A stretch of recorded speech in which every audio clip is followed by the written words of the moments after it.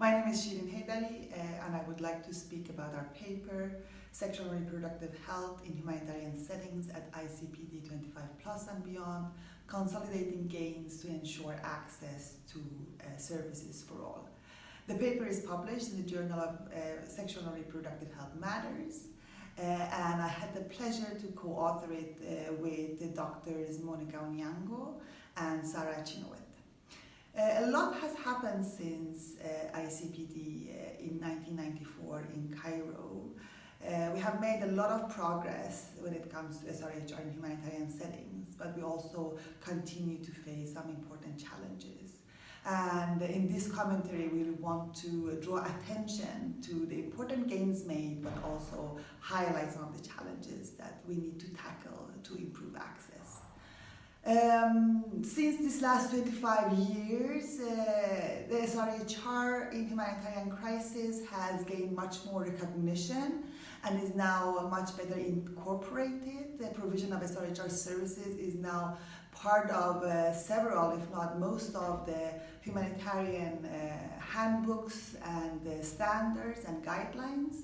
We have seen increase in funding to SRHR services in humanitarian crisis, and there has been a number of global and regional programs that have helped building capacity, strengthening capacity, and improving access.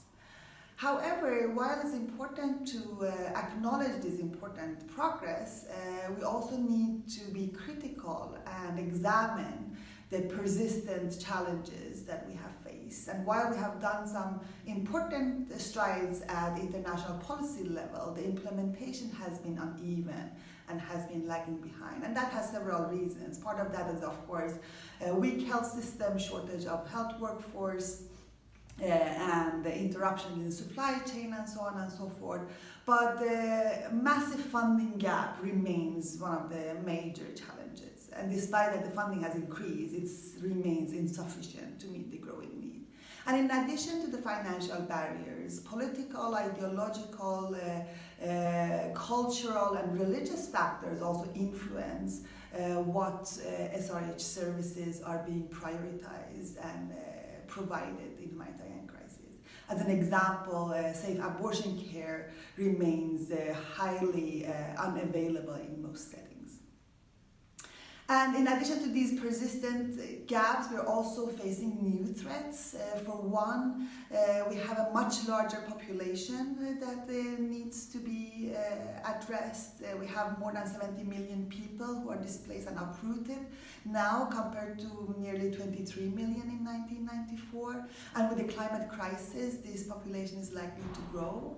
And in addition, we're also facing political pushback. We have observed a rise in national populism, in xenophobia, in transphobia, and anti-feminism and homophobia. And these create a policy environment that's generally hostile to sexual and reproductive health and rights, as well as women's rights and the rights of LGBT community. But we also need to recognize that there are some important opportunities we need to leverage. There has been a high-level political commitment to improve and invest in a humanitarian response.